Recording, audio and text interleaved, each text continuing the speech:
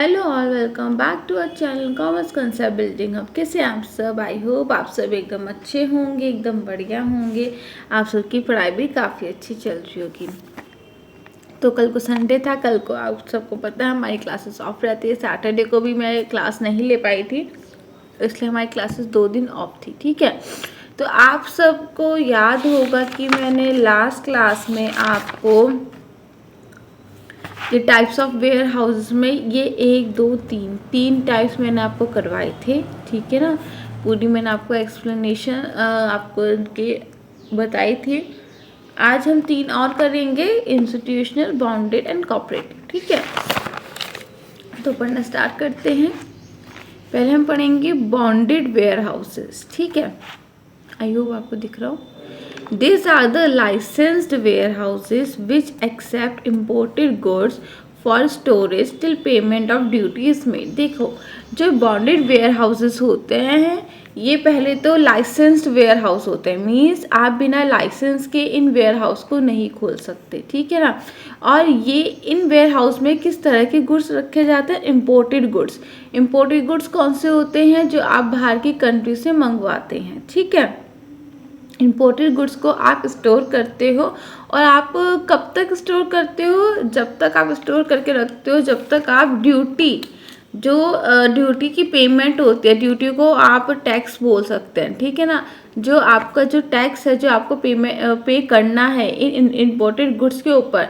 ठीक है, तो आपने अभी तक टैक्स नहीं पे किया है, तो इस वजह से इस वाले वेयर हाउसेस में आपके इम्पोर्टेड गुड्स रखे जाते हैं। ठीक है, importer is at advantage. Importer कौन होता है? आप, जिसने वो गुड्स मंगवाया है वो एडवांटेज में रहता है। कैसी advantage?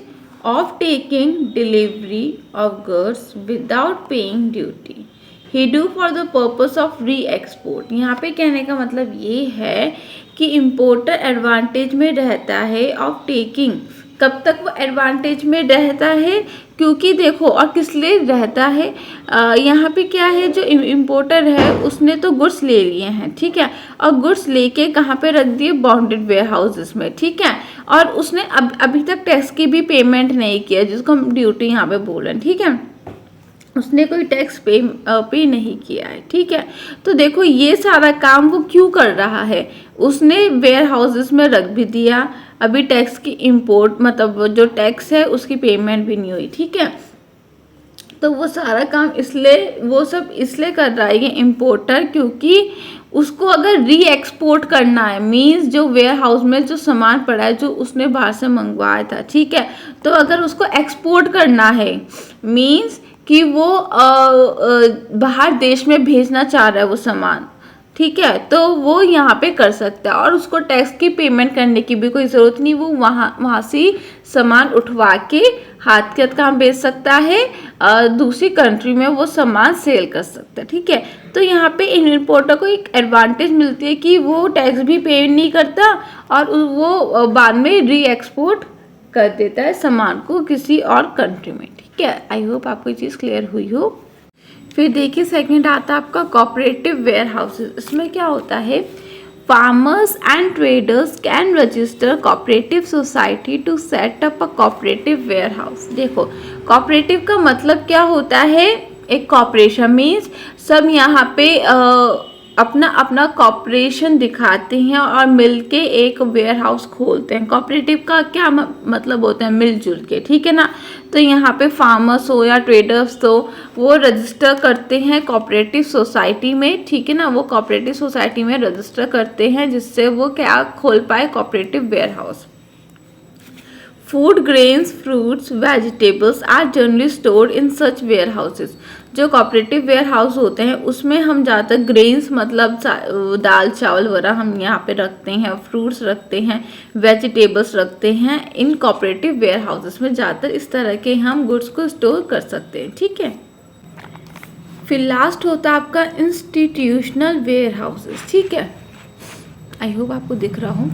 Because of the nature of their activities, various institutions have their own warehouses। कहने का मतलब ये है कि जो अलग अलग तरह के इंस्टीट्यूशंस होते हैं, जैसे हो गया बैंक हो गया, रेलवेज हो गया। ठीक है, तो इनकी अलग अलग एक्टिविटीज़ होती हैं, ठीक है ना, सबकी अलग अलग एक्टिविटीज़ होती हैं, अलग अलग फंक्शंस होते हैं। इंश्योरेंस कंपनीज हो गई, ठीक है, बहुत सारे ऐसे इंस्टीट्यूशंस होते हैं, ठीक है। तो वो अपने खुद के काम के लिए वो वेयर हाउस खोलते हैं, ठीक है। यहाँ पे एग्जाम्पल दे रखे हैं, आई होप आपको ये दिख रहा हो, ठीक है। हाँ, the following are few example, जैसे बैंक गोडाउन्स, बैंक है, आपने देखा होगा बैंक के गोडाउन्स भी होते हैं। रेलवे वेयर हाउसेस होती हैं, रेलवेज के भी वेयर हाउस होते हैं। गवर्नमेंट के भी वेयर हाउसेस होते हैं, वेयर हाउसेस ऑफ FCI, ठीक है ना। बहुत मतलब कहने का मतलब ये है कि हर अलग अलग इंस्टीट्यूशंस की अलग अलग एक्टिविटीज़ होती हैं, जिसकी वजह से उनको अपने अपने वेयर हाउसेस खोलने पड़ते हैं, ठीक है। तो सब इंस्टीट्यूशंस के अलग अलग वेयर हाउसेस होते हैं। आई होप आपको ये टाइप्स ऑफ वेयर हाउसेस अच्छे से क्लियर हुए हों, ठीक है। तो आज हमारा ये टाइप्स ऑफ वेयर हाउसेस वाला टॉपिक भी यहाँ पे कंप्लीट हो चुका है। अगर कोई भी डाउट या कन्फ्यूजन होती है तो आप आराम से कमेंट सेक्शन में पूछ सकते हैं। तो फिर अब हम मिलेंगे कल की क्लास में, तब तक के लिए बाय।